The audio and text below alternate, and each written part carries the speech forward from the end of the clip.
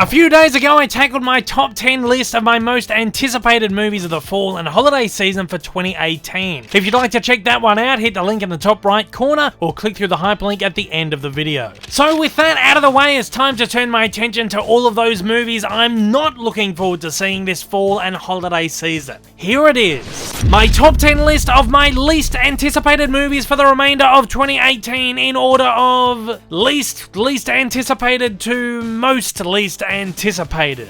Let's get into it. Coming in as my 10th least anticipated movie for the remainder of 2018, Creed 2.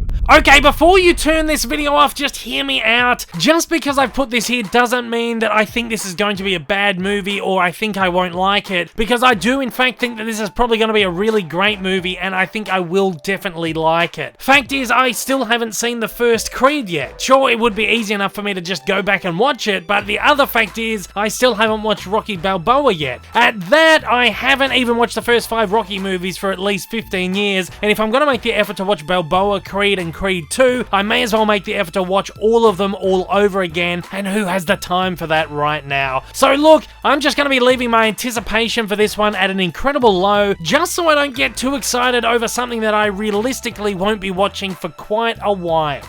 My 9th least anticipated movie for the remainder of 2018, Venom. Yes, I know that this one tops a lot of people's most anticipated, but I'm just not feeling it. I still don't know what on earth this movie is. I mean, one moment Sony is trying to claim that this is their personal extension of the MCU, then the next minute they're claiming that it's its own thing, then the next minute Tom Holland is rumored to cameo as Peter Parker or Spider-Man, and there's rumors that Sony are adding humor to the movie in reshoots and keeping the rating below PG-13 just in case Marvel wants to add it to their universe. I mean, is this Sony's attempt to cash in on the MCU hype by creating a movie that Marvel might one day want to build into their universe? Or is this Sony's way of trying to form their own franchise so that they can steal Spidey off Marvel again? Or is Sony creating a new Spider-Man universe with no Spider-Man? Either way, I just don't like what they are doing here. I don't like the idea of cross-contamination of franchises. I don't like that Sony aren't being upfront about what this movie exactly is. And I certainly don't like the idea of a Spidey-free Spider-Verse. I mean, what is the point of that? This movie just reeks of Sony not having learned any lessons from past mistakes and proves to me that even after 16 years, they still don't know what on earth they are doing with this franchise. My 8th least anticipated movie for the remainder of 2018, Robin Hood. I've said many times in my videos that I don't care about reboots, remakes, reimaginings, etc, etc. Stories have been told and retold over and over again for centuries, albeit in different ways and different forms. One of those stories being the tale of Robin Hood. But it baffles me why Hollywood attempts this story yet again. It is a really great story that seems to have so much promise, but it just never seems to be done all that well. The movie retains the medieval time setting, but there's something that seems so strangely modern about it, from the costumes to the weapons to the characters and the style of action. I mean, just pick one style or another. Sure, it worked for Baz Luhrmann's Romeo and Juliet, but I'm not sure that it works right here. To me, all this feels like is an attempted cash-in on the current trend of meta, hyper-realistic action flicks like Kingsman and Deadpool, but without the comedy. If Hollywood wants to pump out a legitimately great Robin Hood adaptation, this surely isn't the way to do it. I mean, is it a worry that the best Robin Hood film adaptation so far has been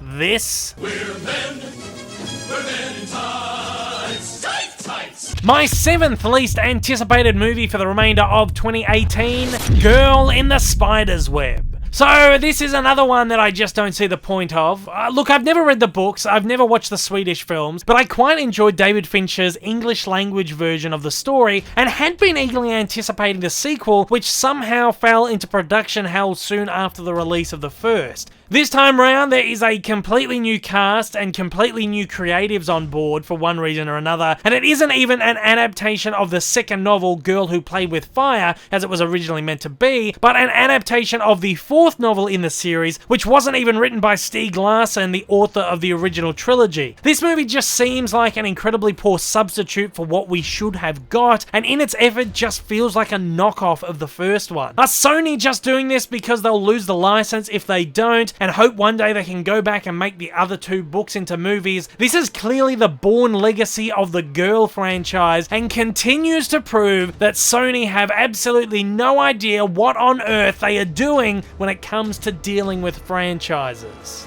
My 6th least anticipated movie for the remainder of 2018, The Nutcracker and the 4 Realms. You all know that I am an enormous Disney fan and I'll happily go see just about anything with the Disney stamp on it, so it kind of saddens me to be putting a Disney movie on this list, but I wouldn't be doing my job properly if I wasn't being honest. I do appreciate the fact that Disney are thinking outside the box with this one, but I'm just not liking what I see. It just looks, well, it just looks kind of weird. The only 2 things that remotely interest me about this are that one of my favourite classical music suites and ballets is Tchaikovsky's Nutcracker, which this movie takes partial inspiration from. The Nutcracker suite was also utilised in one of the segments in my favourite Walt Disney classic animation Fantasia, and this movie looks to even pay homage to it. However, it remains to be seen how much of the Tchaikovsky suite will be used in the movie's score, and if the movie will make an attempt to be, in part at least, a live-action adaptation of the Fantasia sequence like that Sorcerer's Apprentice movie from a few years back. I'm keen to see how this is all woven in, but I don't think I'll be rushing out to see it. My 5th least anticipated movie for the remainder of 2018,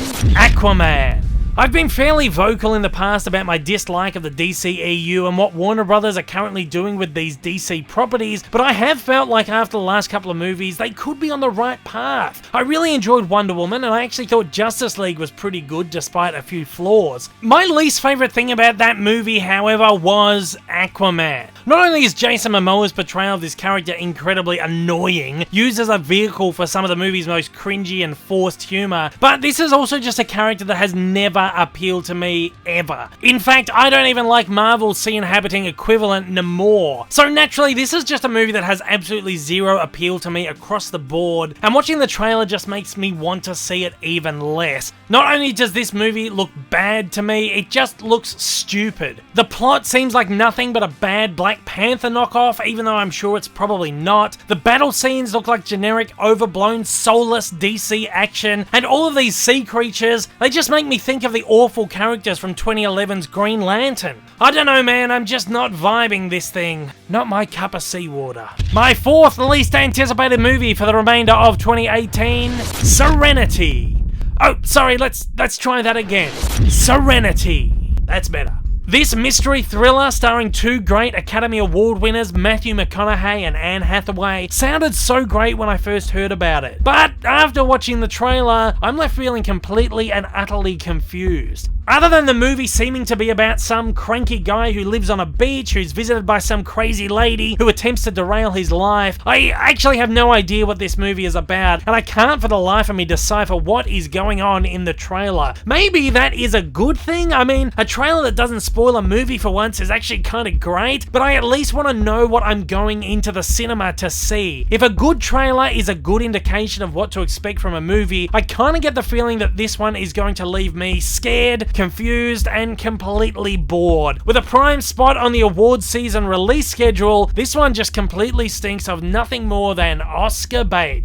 Hooey. My 3rd least anticipated movie for the remainder of 2018, The Predator. I have only seen the first Predator a couple of times, but I really enjoyed it. It's a really great film from a really great era of action filmmaking. However, I've never really been all that interested in the many sequels that it spawned, especially those appalling Alien vs Predator crossover movies. This new Predator remake or reboot or sequel or whatever it is no different to me. I have no interest in seeing this, and though the usually fantastic Shane Black is behind the camera, I just don't feel like this is something I will enjoy or find entertaining at all. In fact, I feel like this one has more of an Alien vs Predator vibe than it does a classic Predator vibe, judging by the trailer, and with a fairly average cast, this is an easy skip for me. My 2nd least anticipated movie for the remainder of 2018, BumbleBee. Yet another overblown blockbuster to come from a franchise I just have absolutely no interest in. I know I am partial to a good blockbuster, but I completely draw the line with the Transformers movies. I just don't get it. I have never seen the appeal in a series about a bunch of alien cars that can transform into massive robots. And an origin story for one of said alien cars that can transform into massive robots sounds even less interesting to me. I will give it to BumbleBee though, it does seem like the filmmakers have made an effort to be a little more character and story driven than the previous spectacles, but 5 previous duds don't convince me to see this one anytime soon.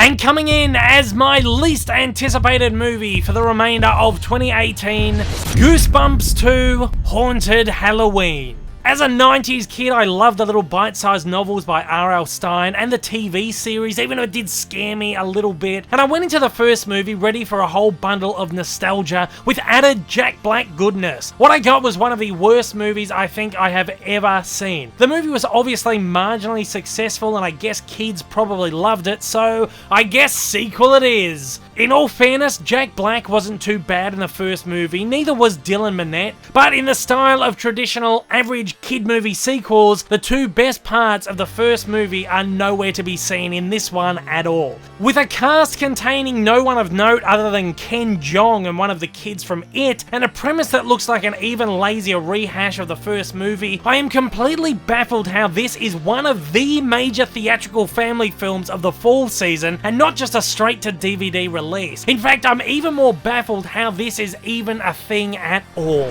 And with that, that is it for my top 10 least anticipated movies for the remainder of 2018. I'm really excited not to check out all of these movies in the coming months. It's gonna be great. Don't forget to check out my previous video where I discuss my top 10 most anticipated movies for the remainder of the year and weigh in with your top 10 as well. So guys, do you agree with my list? Do you disagree with it? Fire away in the comments below and let me know which movies you're most looking forward to not seeing these fall and holiday seasons. If this is your first time viewing one of my videos, you like what you've seen, you'd like to see more like this in the future, then please don't forget to hit that big old subscribe button up on your screen right now, and also hit that like button down below if you're feeling extra generous. Also, don't forget to check out my many social media accounts, and please consider supporting me over on Patreon. Thanks for watching guys, and I hope you have a wonderful day.